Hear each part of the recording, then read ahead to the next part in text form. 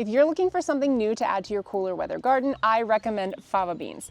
I've got some fava beans growing behind me here in one of my raised beds, and I'm going to talk all about them here in this video. I'm Brittany from By Brittany Goldwyn. I post videos about plants and projects, and I love helping people build their confidence in the garden and learn new things. So why do I think you should add fava beans to your garden? They grow when a lot of things don't grow in your garden. So they like cooler temperatures. They're pretty exceptionally cold hardy. A lot of times they will drop seeds or beans at the end of the season, chill in the soil, and then just resprout on their own the next year. They are also really good nitrogen fixers for your soil. So nitrogen is a very quickly depleted element in your soil that often you have to add back in with fertilizer. If you use something like a fava bean to replenish that nitrogen in your soil naturally, you can save yourself on some fertilizer costs. So right now it's about mid-June in Maryland zone 7A. So the very first thing we're going to do is jump back in time to show you how I planted these seeds and how you can plant yours either for this fall or very early next spring, because remember, this is a cooler weather crop. Then we'll do a check-in in about mid-April to see how they're growing, and then we will come back to right now mid-June to show you guys what the plants look like. Here is what the fava bean seeds look like outside of their package. Now, I say seeds, but these are really just the fava beans themselves, dried and ready for planting. So I am going to put these in a little cup of water to soak for a couple hours before I plant them, because that helps speed up germination a bit.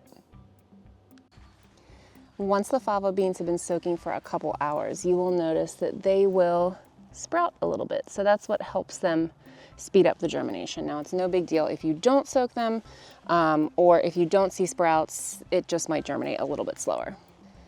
So fava beans are not supposed to require support, but I have found that they get a little bit floppy. So I have these shorter trellises here just so that I can tie up the base of the beans once they start sprouting.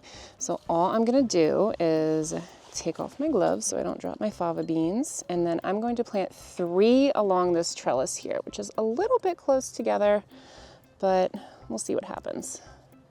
I'm a fan of planting things closer together than what I should and then pulling plants out if it becomes a problem. And then I will just shove these down in here a little bit and cover them.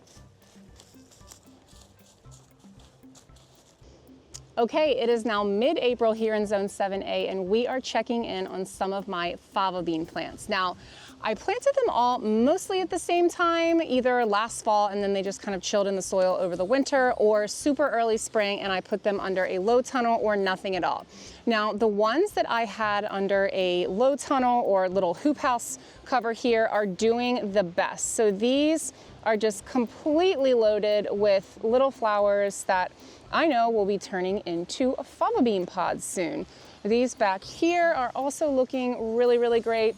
And then there are some I have over here in this raised bed right next to it that are looking to be about the same level of progression. Now, I have some other fava bean plants that are looking to be a little bit more behind, like this one.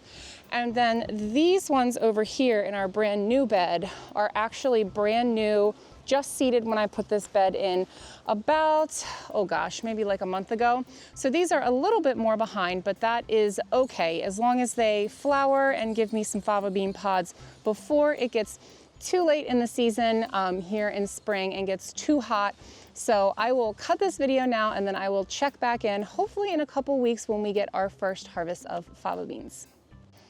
And we're checking in mid-June here to see what the total growth has been for these fava beans. So you can see they are in this raised bed down here, and then it's kind of hard to see where they stop and where the sugar snap peas start, but this is the top of the tallest fava bean plants. So you can see they do get pretty tall. Some of the stems are pretty sturdy and they stand up on their own, but then there are also some stems that flop over, which a trellis helps with. I decided not to add a trellis on this side just because I kind of forgot. So it's not a huge deal if they flop over. You can see that they still are producing these large pods here. Now you absolutely can eat your fava beans. You can cook them with the shells on, or you can take the beans out and cook those. We've cooked a couple of these. I took the beans out and added them to a stir fry, but mostly I'm growing these for the nitrogen fixing properties of the soil, which is why I'm letting these pods over here completely dry out and finish their life cycle so I can save the beans to be seed for next year's fava beans.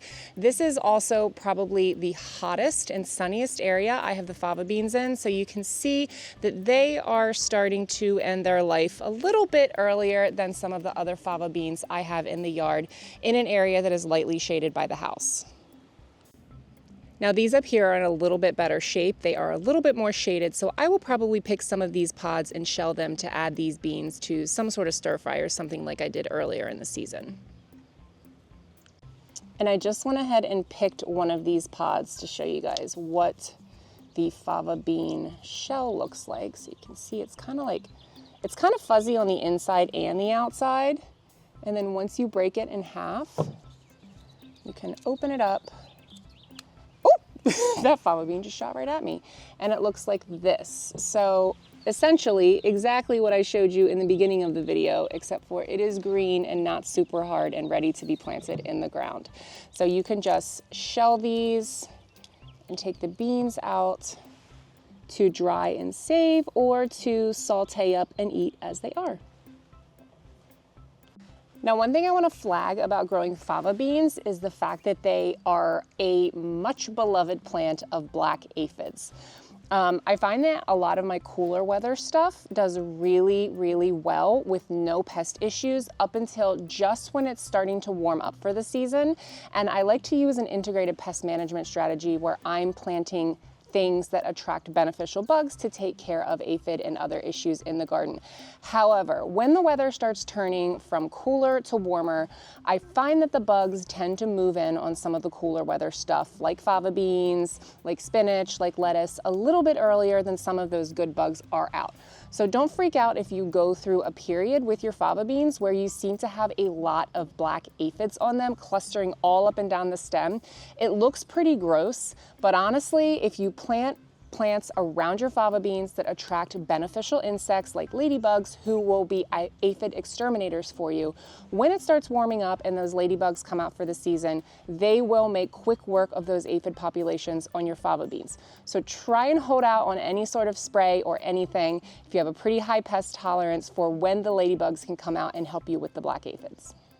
And as I mentioned, I am in Maryland Zone 7. It is mid-June right now, and I have other things that I'd really like to get going in this bed, from different types of bush beans to some bell peppers.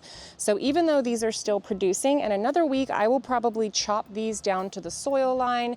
Again, a lot of people will use them as a green manure or green mulch to work into their soil or over top of the soil. I really don't have room for that kind of an operation here, so I will just be chopping them down to the soil line and composting the parts of the plant that I've cut off.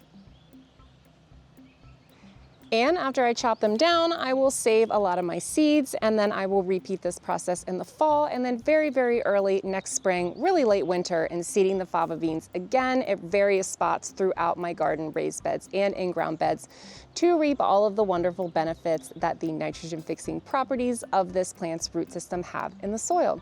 So I hope this inspires you to add something helpful and delicious to your garden bed this fall or next spring. And as always, happy planting.